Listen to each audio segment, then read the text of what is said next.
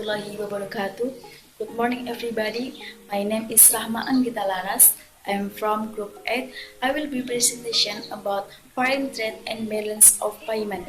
And the first, foreign trade atau biasa disebut juga dengan perdagangan luar negeri. Foreign trade is also called international trade. International trade is trade carried out by resident of a country with resident of another countries on the basis of mutual agreement. Jadi, perdagangan luar negeri juga disebut juga dengan perdagangan internasional.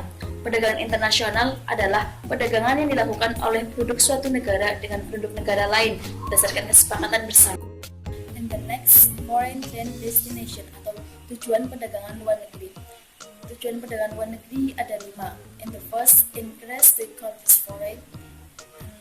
The second, exchange in other countries. And the third, receive internal and external benefit. And the fourth, expanding the market. And the fifth, modern technology transfer.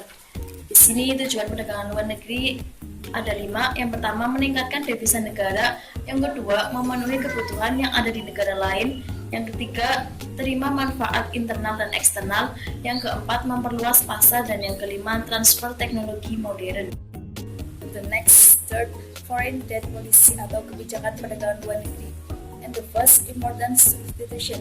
Important substitution policy is a policy of producing domestically on goods that were previously imported. And the second, export promotion. Export promotion policy is an alternative to overcome the saturation of the domestic market quickly, because foreign markets are relatively much larger than the domestic market. Jadi yang selanjutnya adalah kebijakan perdagangan luar negeri. Ada 2. Yang pertama, substitusi impor. Substitusi impor adalah kebijakan memproduksi dalam negeri atas barang-barang yang sebelumnya diimpor. Yang kedua, promosi ekspor. Kebijakan ini adalah alternatif untuk mengatasi kejenuhan pasar domestik dengan cepat, karena pasar luar negeri relatif jauh lebih besar daripada pasar domestik. Assalamualaikum warahmatullahi wabarakatuh. My name Dewi Indonesia from Group 8, and I will explain you about foreign trade policy, import substitution and export promotion, and foreign trade trends or globalization. For the first, import substitution policy is a policy of producing domestically on goods that were previously imported.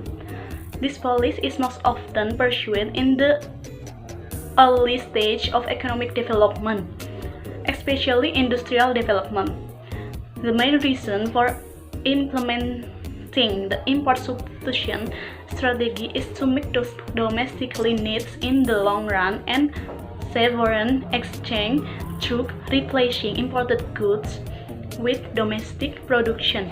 Jadi, substitusi impor itu kebijakan memproduksi di dalam negeri terhadap barang-barang yang tadinya itu udah diimpor. Kebijakan ini itu paling sering ditempuh pada tahap awal pengembangan ekonomi, khususnya pembangunan industri. Dan alasan utama diterapkannya strategi substitusi impor itu adalah untuk mencukupi kebutuhan domestik dalam jangka panjang dan menghemat devisa melalui pergantian barang-barang impor dengan produksi dalam negeri. Jadi begitu. And the second is export promotion. Yang kedua itu ada kebijakan promosi ekspor. Export promotion policy is an alternative to overcome the saturation of the domestic market quickly, because foreign markets are relatively much larger than domestic market. The government consideration in implementing the export promotion strategy is that it allows the creation of international capital flows and a network of skill, technology, and management exchange. The strategy will also create greater employment opportunities compared to the import substitution strategy. Jadi, kebijakan promosi ekspor itu merupakan salah satu alternatif yang dilakukan pemerintah untuk mengatasi cepat jenuhnya pasar domestik, sebab pasar luar negeri itu cenderung lebih besar dibandingkan dengan pasar domestik. Pertimbangan pemerintah melakukan strategi ini yaitu adalah strategi tersebut memungkinkan terciptanya arus modal internasional dan jaringan pertukaran keterampilan teknologi serta manajemen Strategi tersebut juga akan menciptakan kemampuan kerja yang lebih besar dibandingkan dengan strategi substitusi impor. And the second is trends in foreign trade or globalization. According to the Big Indonesian Dictionary, globalization is a process of entry into the scope of the world. In globalization, even in one country will affect all corners of the world. Globalization is marked by the emergence of foreign company operating in the country. The company is known as multinational company. An example of multinational company is like Freeport from US. Jadi globalisasi itu menurut KBBI ya, globalisasi adalah proses masuknya ke ruang lingkup dunia. Dalam globalisasi, peristiwa di satu negara akan mempengaruhi negara seluruh penjuru dunia. Globalisasi ditandai dengan munculnya perusahaan asing yang beroperasi di dalam negeri. Perusahaan tersebut dikenal dengan perusahaan multinasional. Contoh dari perusahaan itu yaitu seperti Freeport milik Amerika ya. And the next is positive impact of economic globalization. First, global production can be increased. The second, increasing the prosperity of the people in a country. Third, expanding the market for domestic product. Fourth, can get more capital and better technology. 5. Provide additional fund. And the next, the negative impact of economic globalization. The first, possible loss of market for Indonesian export product. Jadi kemungkinan hilangnya pasar produk ekspor Indonesia karena kalah bersaing dengan produk negara lain ya yang lebih murah dan berkualitas. Misalnya itu produk pertanian Indonesia masih kalah dengan Thailand. And the second is a lot of imported product on the Indonesian market. Membanjirnya produk impor di pasaran Indonesia sehingga mematikan usaha-usaha di Indonesia. Misalnya ancaman produk-produk batik Cina yang lebih murah bagi industri batik di tanah air. And the third, the threat from the world financial sector is increasingly free and becomes a place of speculation. Jadi yang ketiga itu ancaman dari sektor keuangan dunia yang semakin bebas dan menjadi ajang spekulasi. Jadi investasi yang sudah ditanam itu di Indonesia bisa dengan mudah ditarik atau dicabut jika dirasa tidak lagi menguntungkan. Hal ini bisa mempengaruhi kestabilan ekonomi Indonesia itu sendiri. And the third, the last, the threat of entry of foreign worker Indonesia. Ancaman masuknya tenaga kerja asing di Indonesia yang lebih profesional sumber daya manusianya. Lapangan kerja di Indonesia yang sudah sempit jadi semakin sempit. Jadi gitu. Assalamualaikum warahmatullahi wabarakatuh. My name is Reza Maria Asti. I want to explain about foreign debt atau hutang luar negeri. Foreign debt. Indonesia foreign debt is foreign debt of the government, central and private bank or Bank Indonesia. Government foreign debt is debt that is owned by central government. Yang pertama yaitu hutang luar negeri. Di Indonesia, hutang luar negeri itu dimiliki oleh pemerintah, bank sentral atau Bank Indonesia, dan bank swasta. Jadi, hutang luar negeri itu adalah milik dari pemerintah pusat.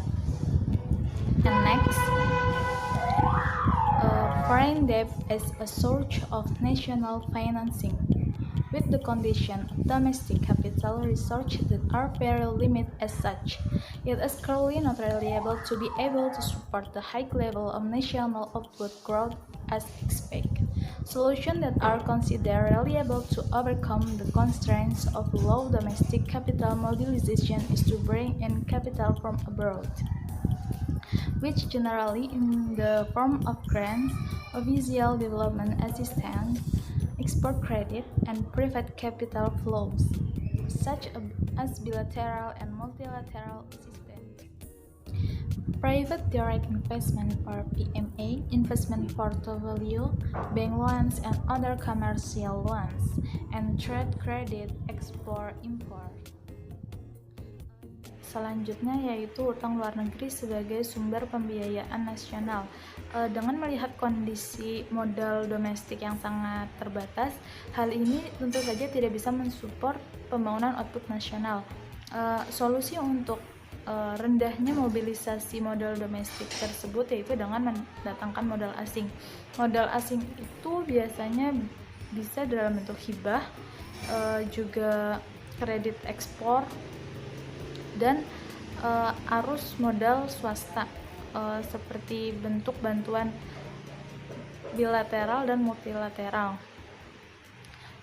dan juga bantuan swasta langsung atau yang disebut PMA, dan pinjaman bank, juga pinjaman komersial lainnya. Dan yang terakhir yaitu kredit perdagangan ekspor impor. Next, the impact of foreign debt on national development. First, every economic action must have various consequences, as well as government action in attracting foreign loans. In the short term, foreign loans can cover the FDBN deficit. Second, in the long run, it turns out the foreign debt can cause economic problems in many debtor countries.